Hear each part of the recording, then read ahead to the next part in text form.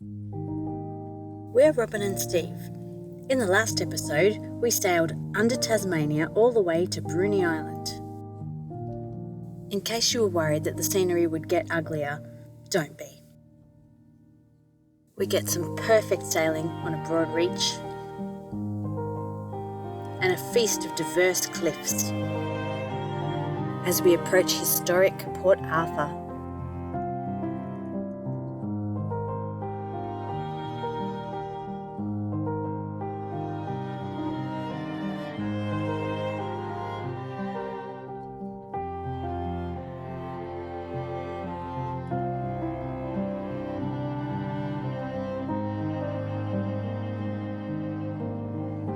We hadn't had any visitors on our boat since leaving Kettering, but that was about to change.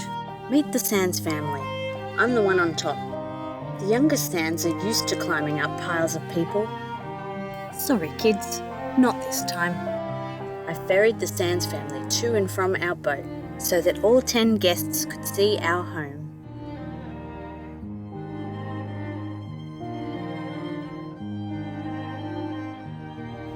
Mark christened our boat Ricali with a handstand on the bow. Much better than smashing champagne bottles.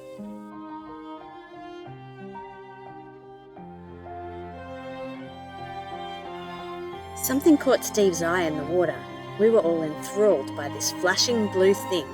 This is a sea sapphire. They can vary the alignment of the crystal plates in their backs to change reflectance.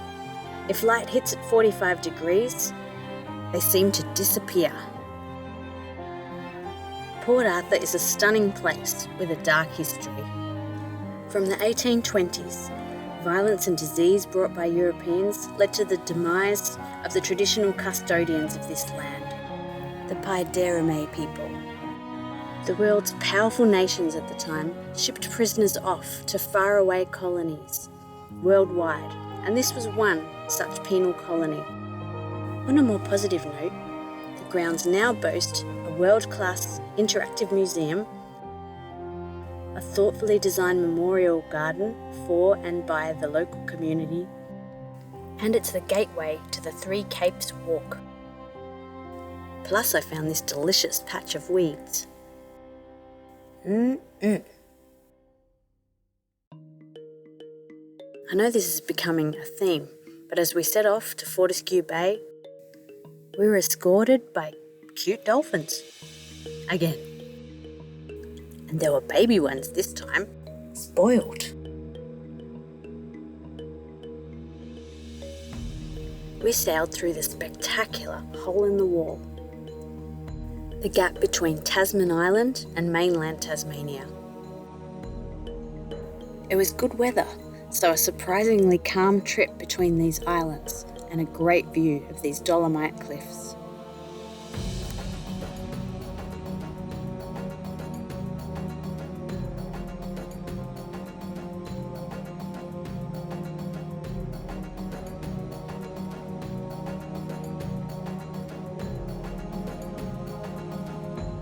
This is Cape Pillar, one of the capes of the Three Cape Walk.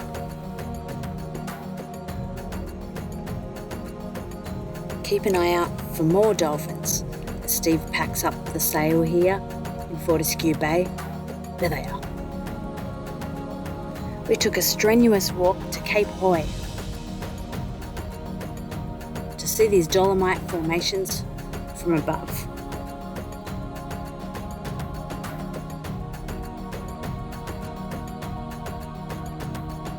Apparently walking up the capes is only the start of the adventure for some people. We set off with, yes, more dolphins, to Pirates Bay, where we had an odd fishing experience. We weren't even fishing. Steve pulled up the anchor and this log came with it. Log decorated by ocean. Next job was clearing the seaweed that had wound around our propeller. Poking it with a stick didn't work, so I dove down to pull it out. It's quite satisfying.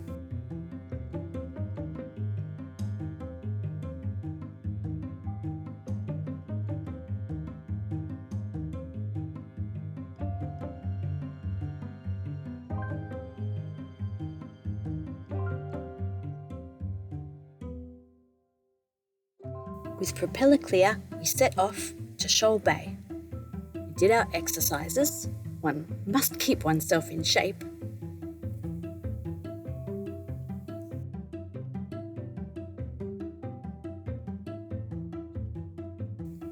And then we went for a dive. Whenever we dive, we tow our kayak around with us, so that wherever we pop up, we have a boat. We saw a wobbegong swishing through the kelp.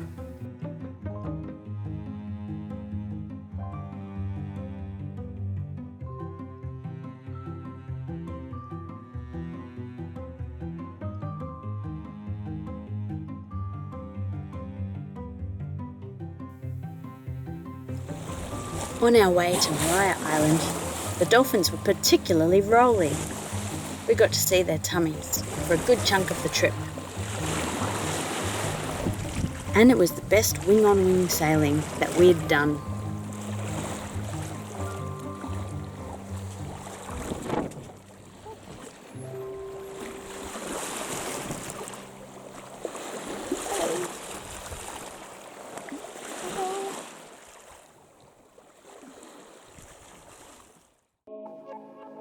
If there's a prize for super clear water, the waters off Maria Island get one of those prizes.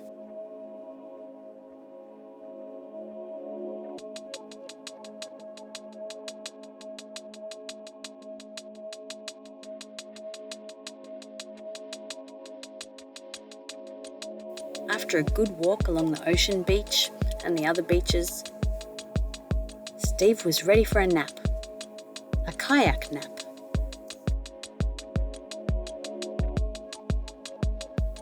This nap took some time, so I did some handstands.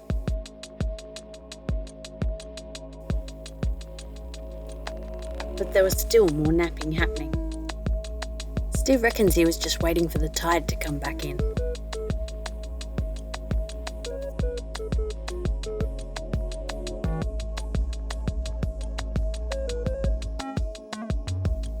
Next morning, it was calm enough for some pre-voyage silks. But not for long. We had to keep moving.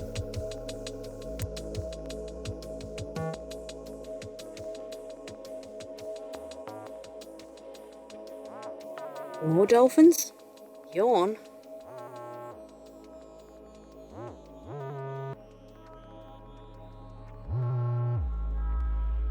Beautiful Triabunna. We passed a seal on our way to buy groceries. While the internet was good, we checked the weather. This swarming purple confirmed that we needed to find shelter for quite some time.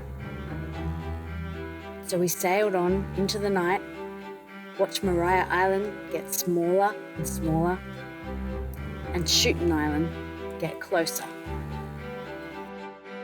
We kept tacking until after dark.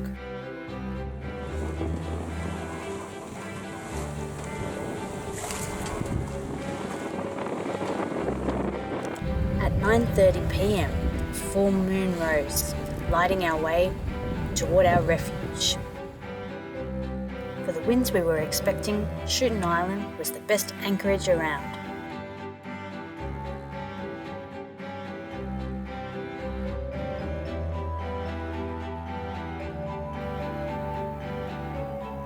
We went to go kayaking the next morning, but this happened. A cormorant took a shine to our kayak.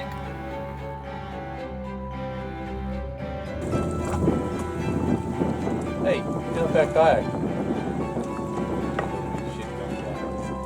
Join us next time as we get smashed by more storms before sailing to Cape Barren Island, only to get hit by more gales and then getting pulverised as we cross the notoriously nasty Bass Strait.